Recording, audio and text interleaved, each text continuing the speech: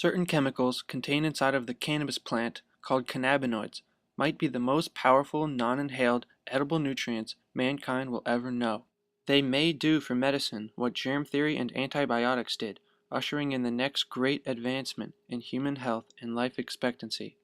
Cannabis was used as medicine for thousands of years and was even part of the U.S. Pharmacopoeia from 1850 to 1942, at which point it was removed against the medical establishment's will and made illegal for all purposes, based on racist fears and claims that its recreational use caused insanity and turned people into violent murderers and rapists. Today, cannabis is filed as a Schedule I drug under the Controlled Substances Act, a category under which it is legally defined as having absolutely zero accepted medical use. This being true despite the fact that 18 states and Washington, D.C. now recognize cannabis as a medicine. The public has known about the incredible medicinal qualities of cannabis for decades now and has fought to allow it nationally as a medicine, but the United States federal government has been extremely firm in its position, fighting lawsuit after lawsuit to keep cannabis in its highly restrictive category. The thing is, the Fed's official position on the matter explicitly describes smoking as the method of delivery to the body, which they claim to have zero medical value. Generally speaking, burning a substance, destroying most of it, and inhaling the smoke that's created isn't usually the most effective way to deliver nutrients to the body. Throughout time, the feds have never publicly acknowledged the possibility of eating cannabis cannabinoids as medicine. What's interesting about the stubborn stance of our leaders that cannabis has zero medical value is that they actually hold a U.S. patent on the use of cannabis cannabinoids for the treatment and prevention of ischemic, age-related, inflammatory, and autoimmune diseases. The feds have known about the disease-fighting potential of cannabis since at least 1974, when they discovered the cannabinoids inside of it to have cancer-fighting properties in mice. The National Cancer Institute, a federal agency, tested 4 common cannabis cannabinoids on mice with lung cancer and on lung cancer cells in test tubes. The cannabinoids were administered orally and ingested by the mice. 3 out of the 4 cannabinoids reduced the size of some tumors and slowed the progression of others, leading to a longer survival time than the untreated mice. The test tube cancer cells were also impaired by the cannabinoids. At that time, science had no explanation for why cannabinoids could show to be anti-cancerous. The pieces started to come together in 1988 when the first endogenous cannabinoid receptor, or endocannabinoid receptor, was found in the brain of a rat. Soon after, it was discovered that endocannabinoid receptors are replete throughout the mammalian body. They are in every bodily system: the brain, blood cells, internal organs, skin, and bones. These receptors are not unique only to mammals. Every living thing that has a backbone and a central nervous system has endocannabinoid receptors. In mammals, these receptors have been found to play a key role in many bodily functions. 2 distinct types of cannabinoid receptors have been identified, and a third type is suspected to exist. The 2 distinct types of receptors help control different parts of the body in different ways.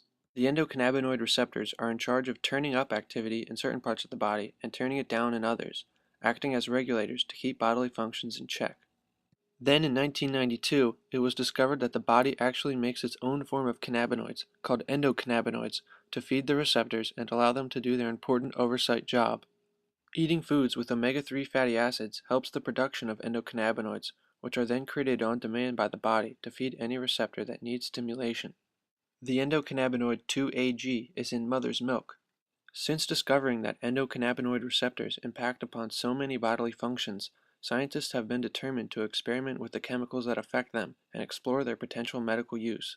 While there have only been 5 distinct types of cannabinoids identified to be made inside of the body, there have been 85 unique cannabinoids identified so far in cannabis. There are cannabinoids in some other plants, like echinacea, but nowhere near the quantity or potential medical quality of cannabis. But because the 85 cannabis cannabinoids are illegal to prescribe and prohibitively difficult to research for medical use in America, researchers have instead been forced to create artificial cannabis mocking drugs to attempt to stimulate the endocannabinoid receptors and manipulate their actions in a helpful way. The technical definition of a cannabinoid is any chemical that is capable of binding to and activating an endocannabinoid receptor. Cannabinoids made inside the body are endocannabinoids.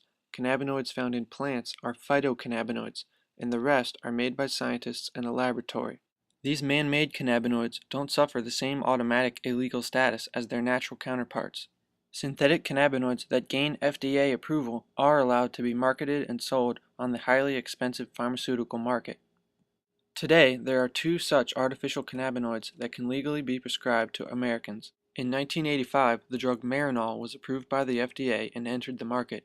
It is prescribed to reduce nausea and vomiting in chemotherapy patients and increase appetite in AIDS and chemo patients. Also in 1985, the drug Sesimet was approved by the FDA, but it was not allowed to enter the market until 2006. It is prescribed to reduce nausea, vomiting, and neuropathic pain in chemo patients and increase appetite in AIDS patients. Both Marinol and Sesimet are modeled after the cannabis cannabinoid THC. The only other pharmaceutical cannabinoid drug in the world is the low-concentration oral spray Sativex. It entered the market in 2003 as a treatment for multiple sclerosis patients to alleviate their spasticity and neuropathic pain. Because Sativex contains the real cannabis cannabinoids THC and CBD, it is illegal in America, but available in other countries like Canada, England, Spain, and New Zealand. Although Marinol and Sesimet are the extent to which an American can legally use cannabinoids, the research shows that endocannabinoid receptors could be used to do more than just fight symptoms. A search on PubMed.gov for the word cannabinoid yields 15,243 results. These studies, most of which involve non-smoked cannabinoids, show that endocannabinoid receptors could be utilized to have a uniquely profound impact on what is currently known as health. This is nowhere near a complete list, but here are 25 studies showing different diseases and conditions that could be treated or even healed by exploiting the endocannabinoid system. Breast cancer, artificial cannabinoids reduce the size and spreading of tumors. Prostate cancer, an artificial cannabinoid reduced tumor growth. Lung cancer, artificial cannabinoids stopped the growth and spreading of tumors. Pancreas cancer, an artificial cannabinoid inhibited tumor growth. Liver cancer, THC and an artificial cannabinoid impaired cancer cells. Cervical cancer, an artificial cannabinoid killed cancer cells. Colon cancer, an artificial cannabinoid reduced cell growth and killed cancer cells. Non-Hodgkin lymphoma, an artificial cannabinoid reduced tumor size. Leukemia, THC reduced tumor size and killed tumor cells. Skin cancer, artificial cannabinoids reduced the growth of tumors. Cirrhosis, an artificial cannabinoid reduced fibrosis. Hepatitis, THC inhibited hepatitis. Alzheimer's, an artificial cannabinoid protected neurons and reduced cognitive impairment. Parkinson's, THCV could slow progression of PD. Multiple sclerosis, an artificial cannabinoid reduced neurological disability and progression of disease. Arthritis, artificial cannabinoids protected cartilage from degradation. Cardiac arrhythmia, anandamide and an artificial cannabinoid prevented arrhythmias. Insomnia, an endocannabinoid increased sleep. Sleep apnea, cannabinoids suppressed sleep-related apnea. Inflammatory bowel disease, artificial cannabinoids reduced inflammation. Depression, endocannabinoids may treat depression and anxiety. Post-traumatic stress disorder, an artificial cannabinoid could help control nightmares. HIV, cannabinoids inhibited TAT.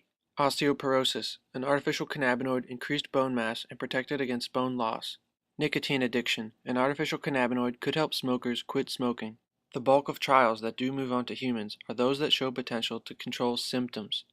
For some reason, almost no experiments that show potential to actually cure disease move on to humans.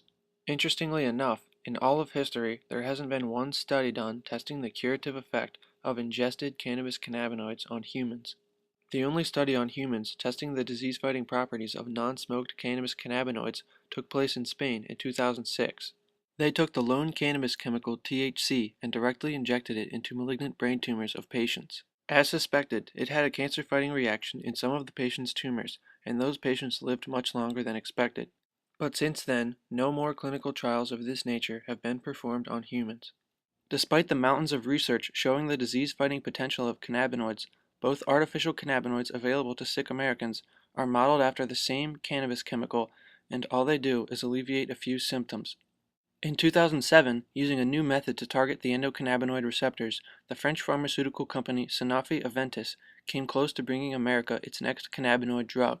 They theorized that because CB1 receptors stimulate appetite, shutting those receptors down could help reduce appetite and help people lose weight. They didn't know exactly which CB1 receptors controlled appetite, so they made a drug that simply blocked as many CB1 receptors as possible. Their drug, called Acomplia, made it all the way to an FDA Phase 3 trial. Patients were indeed showing signs of reduced appetite. The drug also showed potential uses for nicotine addiction and metabolic disorders, but the FDA stopped the trial when some patients formed extreme anxiety and depression and attempted suicide. Patients with a history of depression weren't allowed in the study. Although Acomplia was not approved in the US, it was approved in Europe, and it was available in 56 countries by 2008. It quickly became clear, however, that its negative effects outweighed its positives, and it was pulled from the market by the end of the year. Other pharmaceutical companies like Merck and Pfizer were in pre-production stages with their own versions of weight loss CB1 blockers, but these programs were not fully carried out because of the failure of Acomplia. What Acomplia did is show clearly that if at least certain CB1 receptors do not receive endocannabinoids, then the body cannot function normally.